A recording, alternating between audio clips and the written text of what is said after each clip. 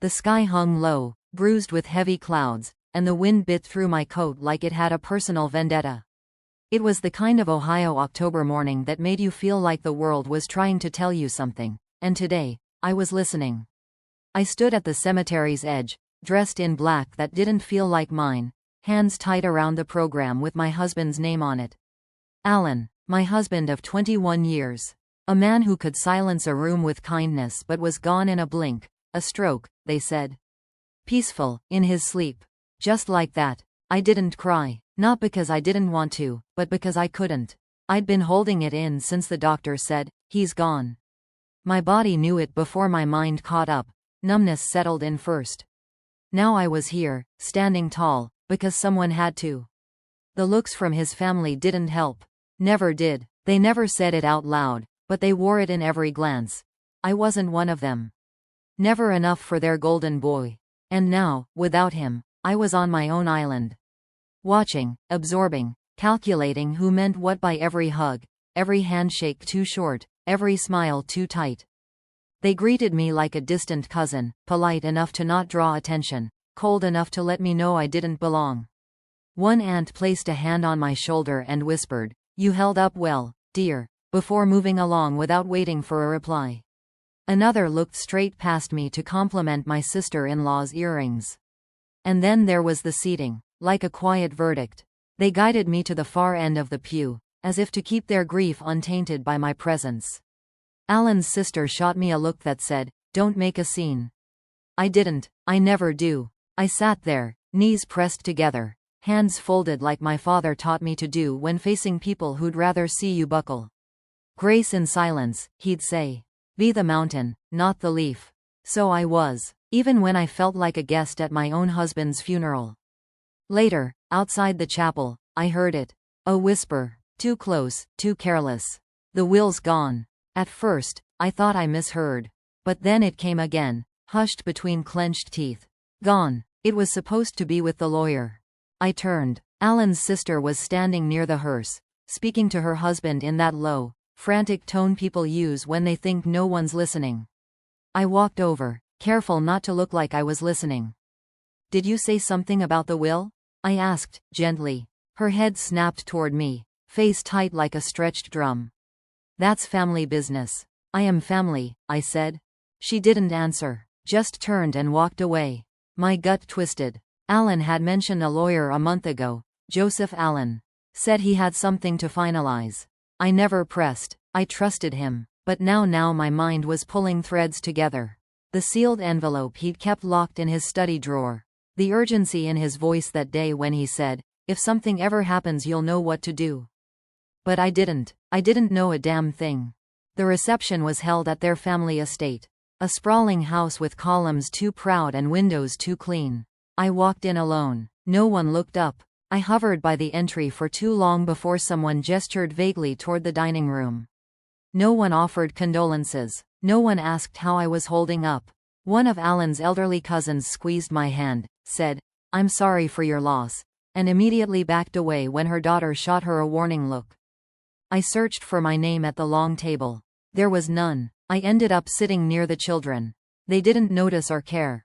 At least they were honest. I watched them laugh, telling stories that spun Alan into someone I didn't recognize, leaving out me, editing me out like a bad paragraph. I excused myself halfway through the main course and stepped outside. The cold helped. Out there, I could breathe. My fingers tingled as I clutched the railing of the back porch, watching the woods sway beyond the estate. That's when I remembered. If anything happens to me, talk to Joseph Allen. Alan's voice, clear as day. I had dismissed it as paranoia. But now, behind me, I heard voices. A child's, then a sharp hush. "I wasn't supposed to say anything," the girl muttered. "About what?" I turned to her. "What box?" Her mother appeared like a ghost. "That's enough. Go wash your hands." They disappeared inside, but now my radar was lit up. Through the dining room window, I caught a glimpse of movement. A few family members slipping out, something bundled in their arms, hidden in coats or bags. I followed. Out past the garden, through the narrow path to the woods. I stayed far enough back not to be noticed. Laughter. Then a splash. Not a soft one, heavy. Final. I stepped forward, but they were gone. Silence returned. I waited a minute, maybe two, then made my way back inside. They were back at the table, as if nothing happened. As if they hadn't just tossed something into the river under cover of dusk. I couldn't prove it, but I knew it. Something had been thrown away. And it wasn't garbage. That night, I lay in bed with my shoes still on. My phone buzzed. Unknown number. I stared at it. Let it buzz once more. Then I picked up. Carole, this is Joseph Allen. We need to talk. Now. I sat up, wide awake. Someone hadn't forgotten. Someone remembered Allen's voice, same as I did. The funeral wasn't the end. It was the beginning. The next morning, the cold felt sharper.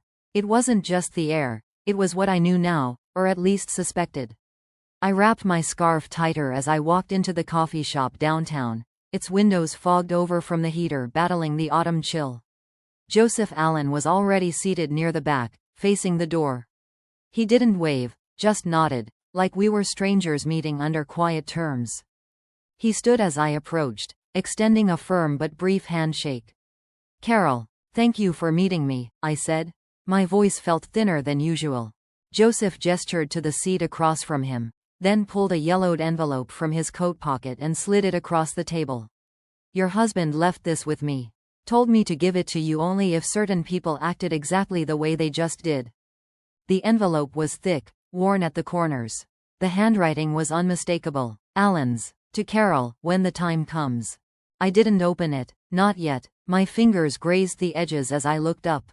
What's going on? Joseph leaned back, his expression unreadable. Your husband amended his will 3 weeks before he passed. Transferred some of his assets into a trust. Designated you as the sole beneficiary on multiple accounts. None of that was public until after the service. I felt my stomach tighten. They found out yesterday, he continued. And almost immediately, they began taking action. My mind flashed to the woods, to that splash in the dark. They disposed of something, didn't they? I said. Joseph nodded slowly. I believe the box you overheard about contained copies. Documents your husband wanted protected but didn't store here. Maybe he thought keeping them off-site would be safer. They threw it in the river.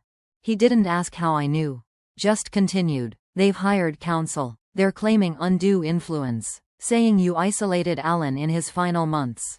That you manipulated him. My throat went dry. That's a lie. He pulled a folder from his briefcase. Inside were photocopies, bank forms, beneficiary changes, a notarized letter Allen had written. This is enough to prove his intent.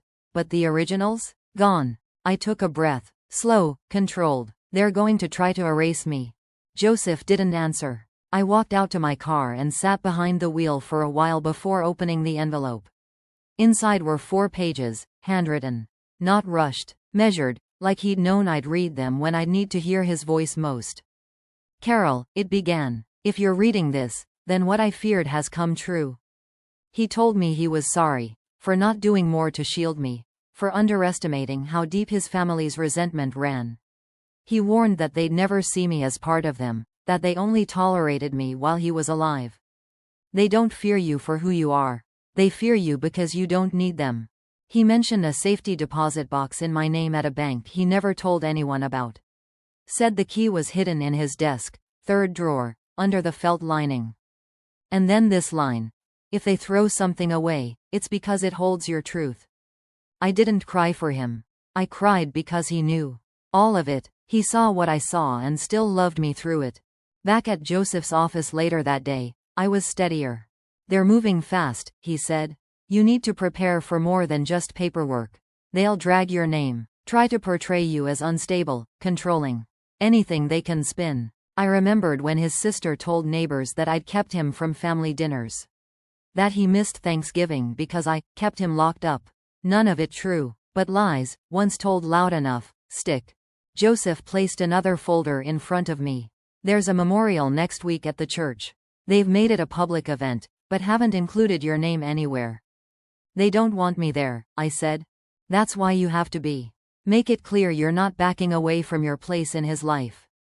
I nodded. If they're going to cut me out, they'll have to look me in the eye while doing it. That evening, I returned to the apartment. I didn't flip on the lights right away. just stood near the window, looking out at the stillness of the street. I opened Alan's journals, ones I hadn't dared touch until now. Flipping through the pages, I saw more than grief. I saw fear. Entry after entry, he hinted at pressure from his family, subtle, then bolder. They think I'm old, weak. They think she's a placeholder until they take over. Another one stopped me cold. They want what's mine. And they'll bury her to get it. The walls felt closer. My hands shook. I wrapped the scarf tighter around my neck, not because of the cold, but because it had become my armor. That scarf had been there at the funeral, at the estate, during every silence where I didn't fight back. Now it was a banner. I wasn't grieving anymore. I was preparing. Night settled heavy. A buzz at the door broke the stillness. I opened it cautiously. No one. Just silence. And taped to the mailbox, a USB drive. Inside, on my laptop, was footage, grainy but clear. Me, sitting across from Joseph that morning. Taken from across the street. Someone had been watching. Then came the text, blinking against the black screen. Stay out of this. Final warning. My hands tightened around the edge of the desk. My jaw locked. Wrong widow to threaten. I saw the email between my sleep and wake. Family-only memorial per family wishes. It landed in my inbox by mistake, from a distant cousin. My chest tightened. They tried to hide it, but it came to me anyway. Joseph had warned me, don't go. But something in me refused that erasure. I changed into the same black coat from the funeral, swallowed grief down, repeated his words in my mind. You're stronger than you think. Driving those quiet roads toward the church, I thought of how grief gives people license to rewrite truth, midnight stories spun to their benefit. I parked well back, walked up the path slowly, avoiding attention, and stepped inside that hall as quietly as I could. Inside, cold clarity struck me right away. The church hall glowed under soft lights. Floral arrangements lined the walls, every ribbon red, from the Hathaway family. None said, from Carole. Portraits of Alan hung on easels. Every photograph chosen to exclude me. One where he leans toward his mother, another with him and Orion. No space for me. The hush in the room felt like I was walking into someone else's memory, masquerading as mine. I saw Orion by the pulpit, greeting a local reporter. My brother's legacy stays with his family, he said, voice warm, the kind people use to convince themselves. Across a few rows, whispers followed me. Is that her? Shouldn't she be gone? I held my posture, settled in the last pew, folded hands in my lap, the unopened letter from Joseph pressing in my pocket like a lifeline. When a family friend rose to speak, they introduced a speech, from Carole, one I'd never approved. And as the words flowed, he was happiest surrounded by his family. We cherish every memory she left behind. I froze. They painted me gentle, flattering, detached. But those were not my words. My eyes stung. My heart pounded like someone else's drum. The crowd accepted it. Some even nodded. A journalist turned to look at me, confusing his cue. But I stayed silent. I couldn't interrupt. Not yet. I needed proof. After the ceremony, I stood by the podium, quiet among the crowd's stir. I cleared my throat. That speech, I said, voice firm though low, wasn't mine. My husband never believed in rewriting truth. Gasps filled the hall. Orion's wife hissed in disbelief. I stepped forward and placed the letter, his real handwriting, on the podium for all to see. The room held its breath. A journalist snapped pictures. Orion reached out, but I stepped back. Touch it, I said, and you'll prove exactly what he warned me about. With that, I turned and walked away, chest tight, resolve burning. Outside in the churchyard, a stranger stepped from the shadows. A former employee of the Harkins firm. He leaned in, voice low. They're hiding more than a will, he said. That box. They never destroyed everything. He pressed a card with a written address into my hand. I swallowed. Could this be where they stashed documents, ledgers, the real proof? I watched him fade into dusk, heart thumping. On the drive home, I replayed the public humiliation as something else. Not defeat, but exposure. Sometimes silence burns louder than shouting, I thought. Later, returning to my apartment, I found an envelope slipped under the door. Inside, a photo of me at the memorial, circled in red. The handwriting on the note read, "Stay out of family matters, or you'll join him sooner than you think." My phone buzzed. Joseph calling, or trying to. I stared at the threat. My voice barely a whisper. They've just declared war. Back at my apartment, the silence felt heavier. I walked in slowly, still shaken by what had happened at the church. I tossed my coat on the chair, but something caught my eye on the entry table. My mail had been rifled through. I knew I didn't leave it that way. One envelope sat awkwardly on top. It was from the bank.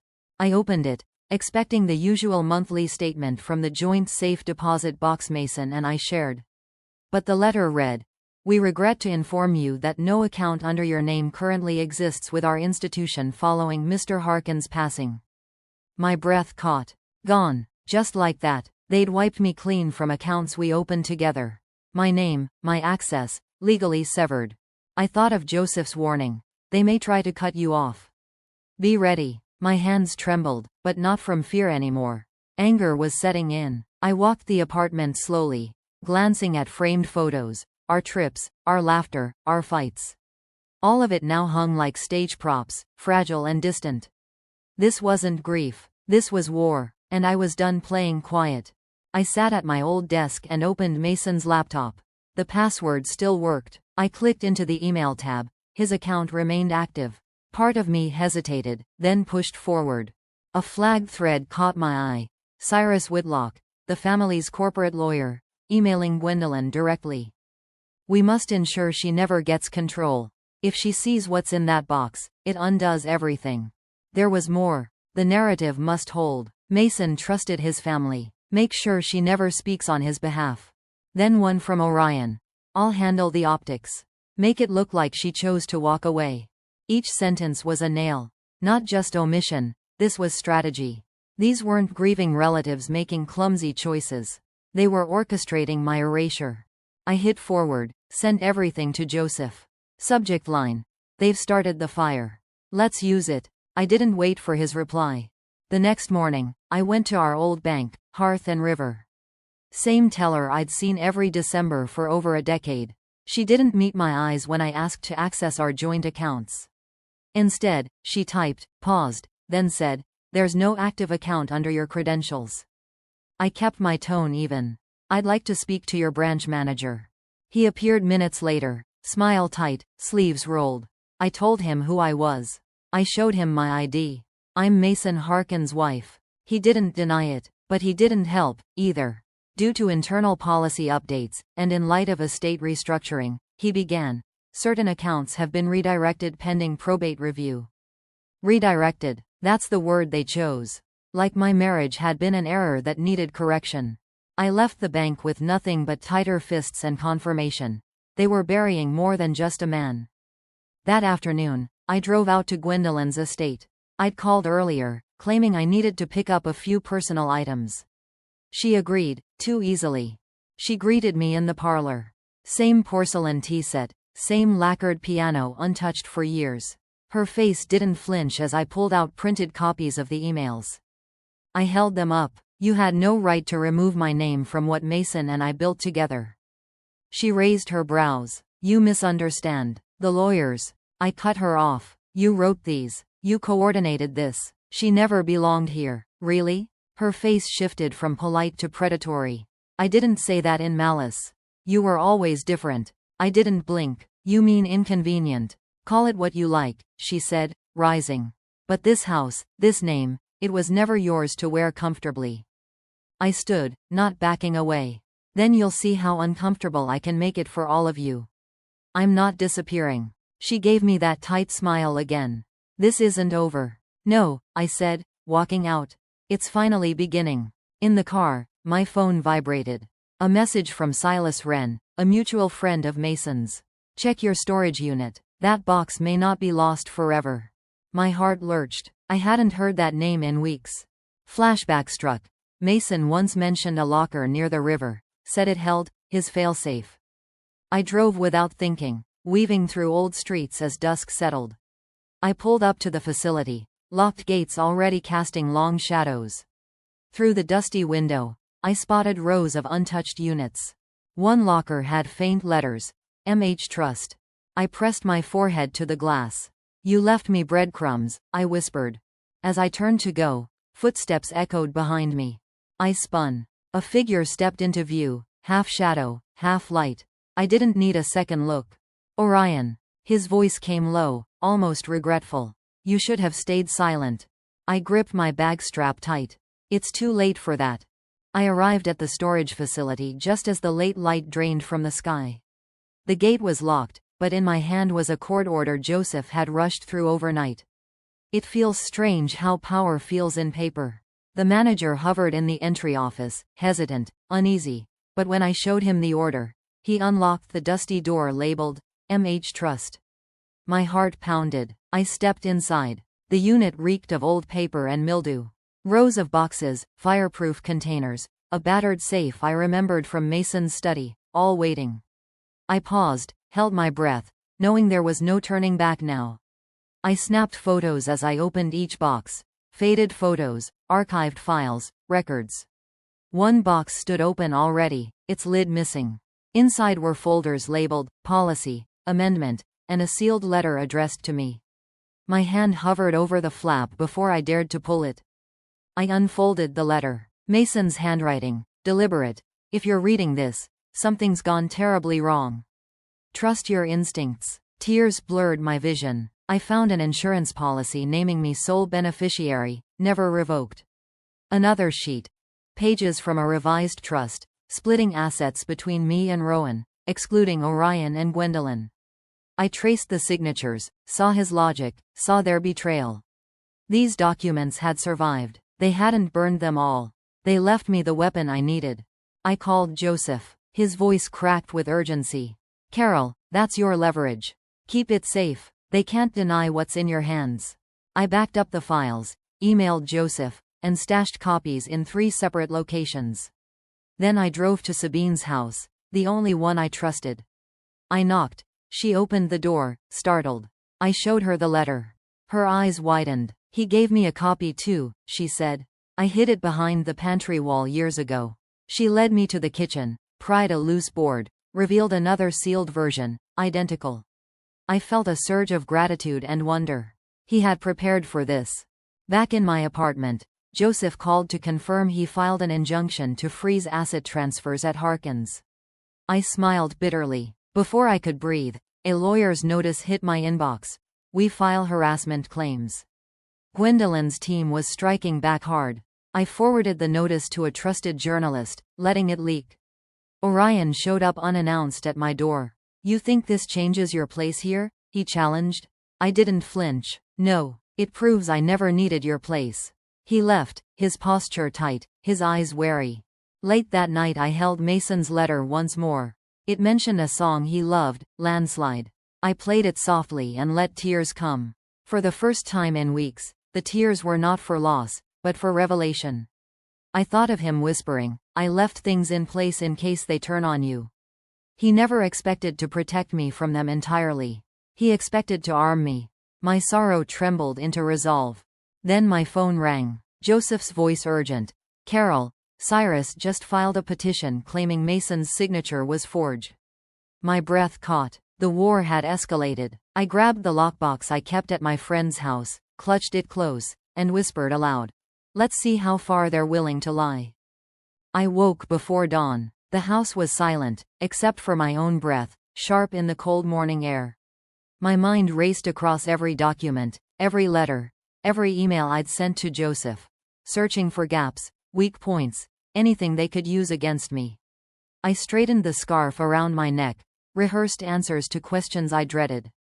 When I walked into the small courthouse prep room, Joseph was already waiting, his hands trembling slightly as he handed me a thick folder.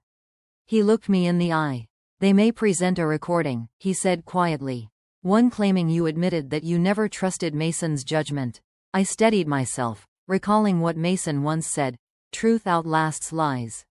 Outside, in the hallway, I heard murmurs, reporters chasing stories, security guards milling, family members arriving in neat suits and somber faces. I held my posture, reminded myself, I am my own witness now. Just outside the courtroom doors, Cyrus Whitlock appeared. He didn't nod. He dropped a flash drive onto a side table, his expression cool. "Here's a recording you didn't expect to hear, Carole," he said. "Let's see how the jury feels about your doubt of your husband." My stomach clenched. I told him flatly he didn't scare me. I demanded the file be played in open court, not hidden in back rooms. Joseph called for a forensic review, claimed it had been tampered with. The judge paused proceedings, ordered a recess to inspect the file. In the lobby, the tension pressed on my skin. I turned and saw Sabine standing wide-eyed in the shadows. She mouthed, "Watch them crack." My chest tightened like a vice, but I nodded once in return. When court resumed, the recording played.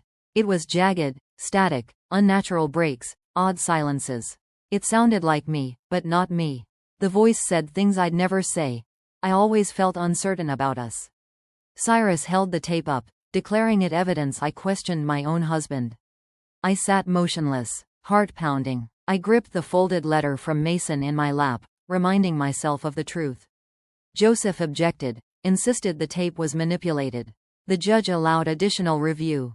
The courtroom went silent. In that hush, my heart pounded, but I refused to shrink. Then the audio expert took the stand. He walked everyone through splice edits, voice modulation tricks, inserted phrases that never existed in the raw recording. The jury leaned in. Carole's face burned with vindication. Joseph then stood, presented a document that had just arrived. The signature on Mason's will, the one my in-laws claimed was authentic, was allegedly forged. Cyrus' face turned ashen. Murmurs spread like wildfire. Gwendolyn looked away, her hands clasped tight. I stood, voice clear. "You manipulated my voice. You manipulated my life. Today I reclaim both." Once we stepped outside the courthouse, the press swarmed. I held their questions carefully, saying only this: "Truth does not fear scrutiny." I saw Orion elbow through the crowd, glaring at me, his ambition on edge. Nearby, Gwendolyn sat in a black car, her face tear-streaked, crumbling behind her act. Joseph handed me a folded note. "They've filed a counterclaim. Those documents are stolen property." My breath stuttered. They had taken one step, now plotting to steal the floor under me. I exhaled a long sigh. If they thought this was over, they were mistaken. Late that night, I walked into my home, stunned. My safe lockbox stood open, emptied. The original letters, the forged versus real signatures, they were gone. On my desk, a single tarot card lay face up, the Tower. I stared at it. They just blew away my foundations.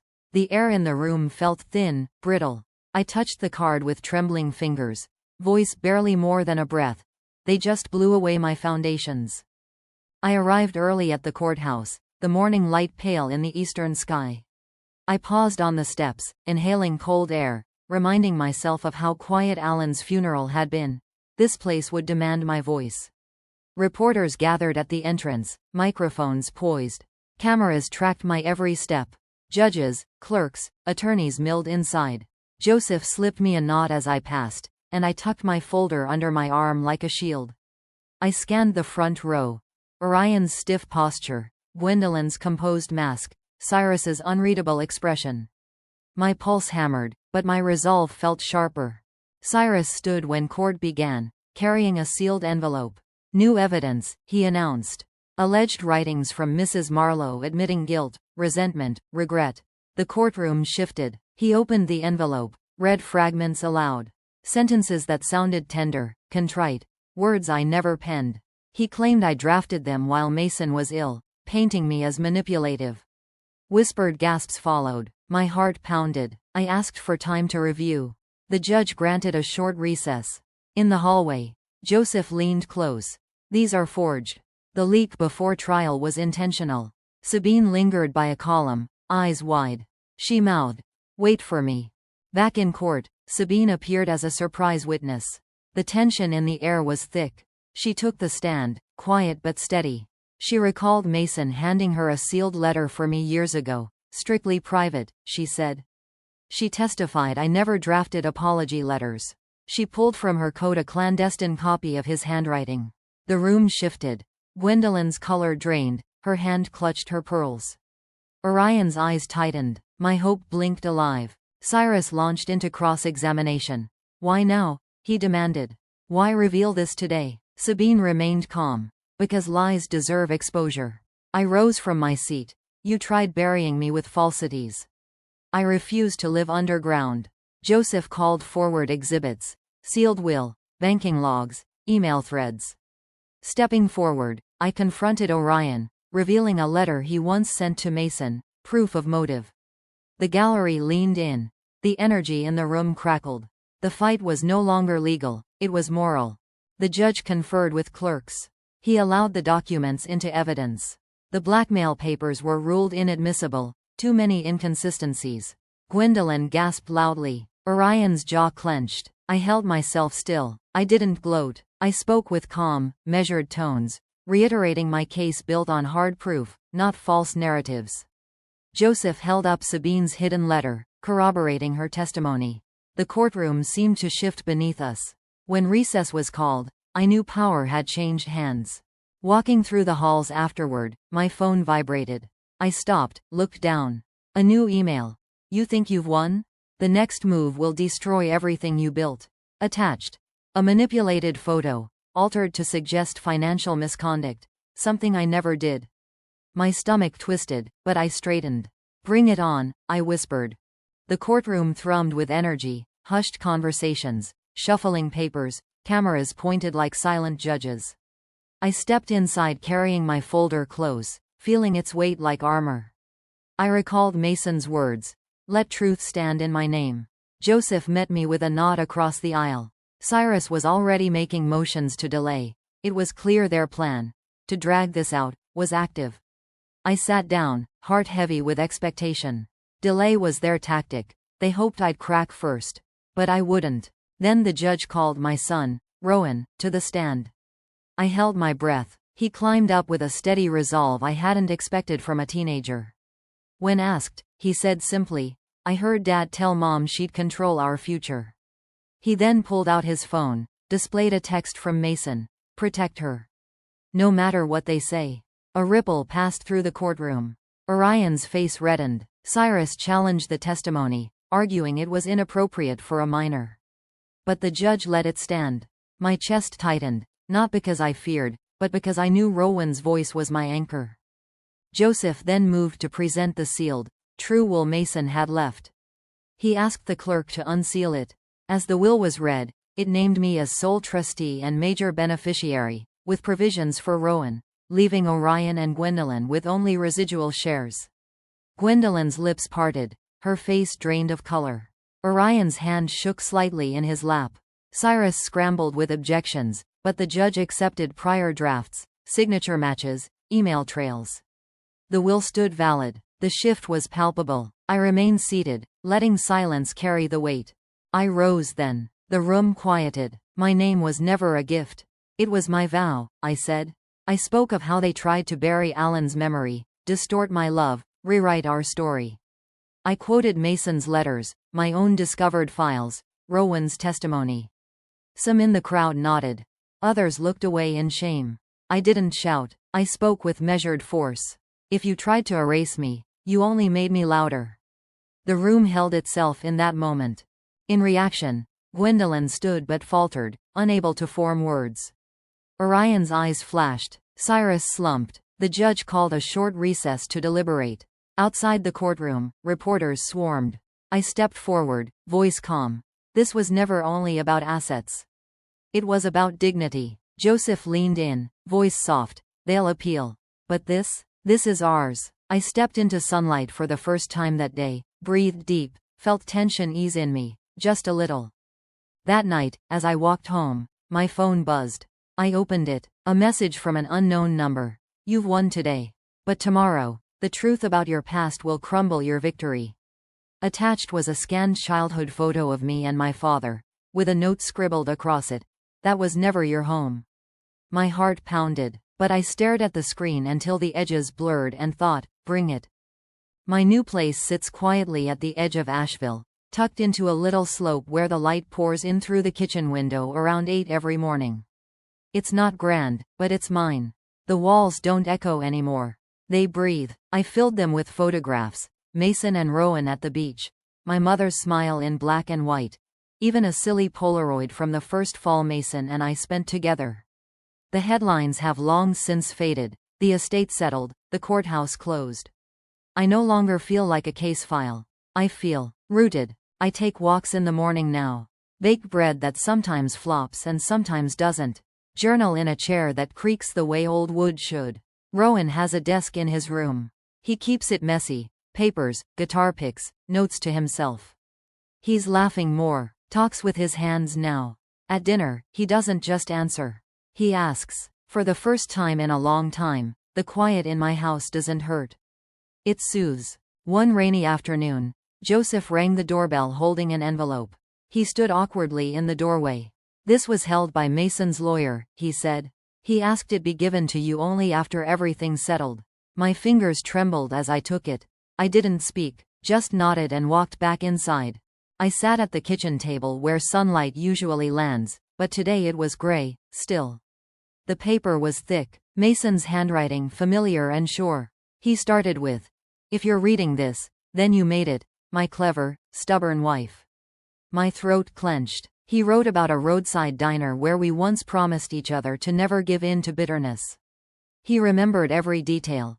What we ate, how the waitress sang to herself, how he knew even then I'd outlast them all. He said he trusted me, because I was the only one who never wanted anything from him except his word. I'm not gone, Carole. I'm planted in everything you now protect. I read it 3 times. Then folded it back, pressed it to my chest, and let the quiet wrap around me like a blanket. A week later, Rowan burst through the door holding a folder. "Don't freak out," he said, "but I've been writing songs." He handed me a sheet filled with scribbles and chords. "It's kind of about you." His counselor had submitted one of his compositions for a scholarship, and he'd been chosen to perform at a community night. When he stood on that stage, strumming nervously at first, I thought my chest would explode. Not from fear, but pride. The applause at the end felt like a lifetime's worth of rain after drought. Afterward, he gave me a frame. Inside was a note that just said, "Thanks for never giving up." I didn't cry in front of him. But later that night, I stood in the kitchen alone, and let it happen. I went back to the river not long after. The place where that cursed box was thrown. I didn't go out of sadness this time. I brought wildflower seeds, scattered them near the waterline. My hands dug through the soil like they knew what healing meant now. I stood, brushing the dirt off my jeans, and said aloud, "This place saw injustice, but it'll bloom now." I closed my eyes and remembered the first time Mason brought me here. His laugh when he fell in trying to impress me. The way he called it, our corner of nowhere. I smiled. "I'll carry them all," I said softly. "But not as burdens. As roots." That night, I sat by lamplight with my journal. I wrote, "Healing isn't loud. It's often invisible." I thanked Joseph. I even gave a nod to the pain my in-laws brought. They taught me how deep my strength ran. I wrote a note to Mason, just for me. "I survived your funeral, but I'm living your legacy." "Hey Mom," Rowan called from the living room, "you want dinner?" I closed the journal, smiled at the sound of his voice. "Coming," I said. Later that week, the phone rang. A women's shelter counselor asked if I'd ever consider speaking to widows facing financial abuse. I paused, then answered, "If my story can shield someone else, it's worth telling again." After I hung up, I glanced in the mirror. And for the first time in a long, long time, I didn't see grief staring back. I saw grit, I saw peace, I saw me. The box was never what mattered. It was the woman who rose after it sank.